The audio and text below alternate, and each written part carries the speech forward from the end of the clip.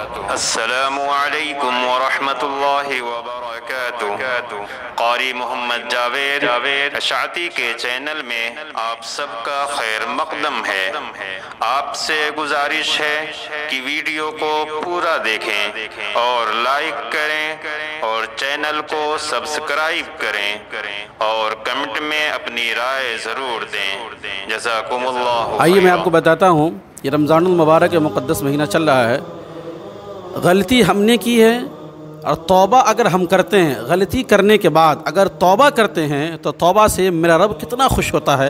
اللہ رب العالمین کتنا خوش ہوتے ہیں۔ اس سے اندازہ اس حدیث سے پتہ چلے گا کہ غلطی میری، گناہ میں نے کیا، اس غلطی کا اعتراف کرنے کے بعد، گناہ کا اقرار کرنے کے بعد اپنے مولا کے سامنے معافی مانگنے سے اللہ رب العالمین کتنا خوش ہوتے ہیں۔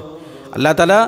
کہتے ہیں کہ تم اگر غلطی کی ہو، کوئی بھی گناہ کی ہو، میں تجھے تانا نہیں دوں گا کہ تم میرے اس پہ آئے ہو، میں تمہیں زانی کہوں گا، ڈاکو کہوں گا، چور کہوں گا، بے ایمان، تانا نہیں دوں گا۔ جتنے گناہ ہو گیا ہے، آؤ میرے پاس، میں تجھے معاف کروں گا۔ اس کے علاوہ کوئی معاف کرنے والا نہیں ہے۔ دنیا کے پاس جاؤ گے، دنیا تو یہ تانا دے گی، یہ زانی ہے، یہ ڈاکو ہے، یہ چور ہے، یہ بے ایمان ہے،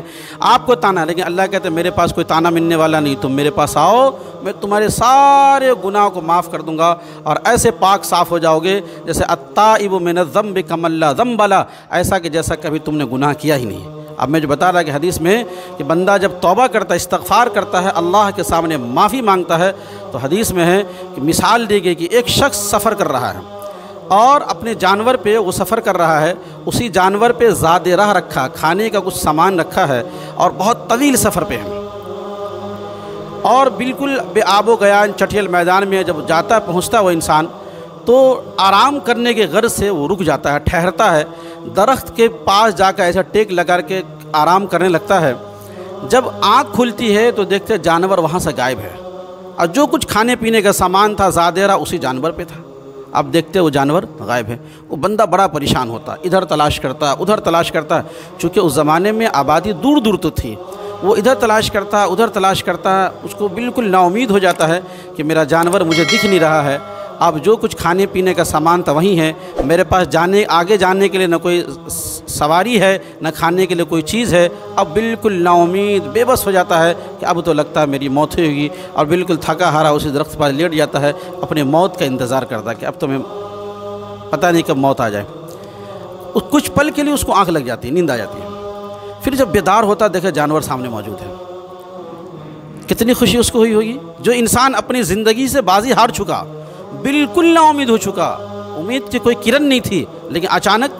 ایک امید کی کرن جاگ جائے، اس انسان کو کتنی خوشی ہوتی ہے۔ آپ خود تصور کریں نا، آپ کی کوئی چیز گم ہو جائے، غائب ہو جائے، اپنی صحت کے تعلق سے کسی اعتبار سے بالکل نا امید ہو چکے ہیں اور اچانک سرپرائز طور پہ وہ چیز مل جائے، کتنا خوش ہوں گے۔ اللہ تعالیٰ کہتے ہیں اتنی خوشی اس شخص کو ہی تھی نا جانور اور زاد راہ ملنے سے، اس سے زیادہ مجھے خوشی ہوتی ہے جب بندہ میرے پاس آتا ہے، مجھ سے دعائیں کرتا ہے، مجھ سے معافی مانگتا ہے، تو اس سے زیادہ مجھے خوشی ہوتی ہے۔ ایک اور روایت بتاتا ہوں کہ بڑی عجیب و غریب روایت لکھی ہوئی ہے کہ ایک 90 سالہ انسان ضعیف ہے، بوڑھا ہے، اور جس نے 90 سال زندگی میں کبھی ایک سجدہ بھی اللہ کے سامنے نہیں کیا، پوری زندگی اس کو لہو لعب میں گناہوں سے ڈوبی ہوئی پوری زندگی ہے،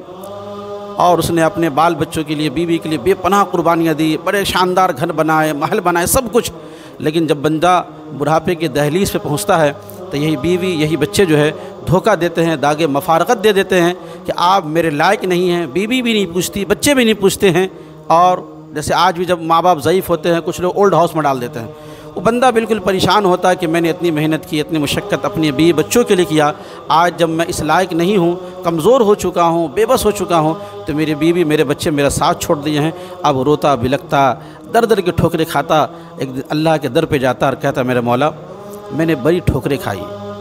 میں نے بہت کچھ کیا، لیکن اللہ تیرے سامنے کبھی ایک سجدہ نہیں کیا، بڑے میں نے گناہ کیا، بڑی میں نے نافرمانی کی، لیکن میرے مولا 90 سال میری زندگی گناہوں میں گزری ہے، لیکن اب کوئی راستہ نہیں، مولا میں جاؤں تو کہاں جاؤں، تیرے سے ایک سہارا بچ رہا، اللہ تعالیٰ کہاں جاؤں۔ اللہ کی طرف سے ندا آتی ہے کہ اے بوڑھے شخص، تو نے میرے پاس آنے میں 90 سال ضرور لگایا ہے، لیکن میں تمہارے گناہوں کو معاف نہیں کروں گا، بلکہ تمہارے 90 سال کے گناہوں کو نیکیوں سے بدل دوں گا۔ اللہ کیا کہتے ہیں؟ تمہارے 90 سال کے برائیوں کو، گناہوں کو میں نیکی سے بدل دوں گا، تو میرے پاس آئے تو صحیح، تو سوچا تو کوئی رب ہے، سوچا تو کوئی پکڑنے والا ہے، تو سوچا تو کوئی معاف کرنے والا ہے۔ اللہ تعالیٰ خود کہتے بندہ سوچتا ہے کہ مجھے کوئی پکڑے گا، میرے گناہوں پہ کوئی گرفت کرے گا، پھر معافی مانگتا ہے، تو اللہ تعالیٰ کہتے ہیں کہ میں اس کو گناہوں کو نہیں بلکہ معاف نہیں کرتا، بلکہ اس گناہوں کو نیکیوں سے بدل دیتا ہوں۔ تو میرا رب بڑا کریم ہے، بڑا رحیم، بڑا مشفق ہے۔ یہ اچھا سنہرا موقع ہے، گناہوں سے توبہ کیجیے، اپنے رب کو منائیے، اور وہ رب بھی آپ کے توبہ کرنے سے خوش ہونے سے خوش ہوتا ہے، اور آپ بھی گناہوں سے پاک صاف ایسے ہو جائیں گے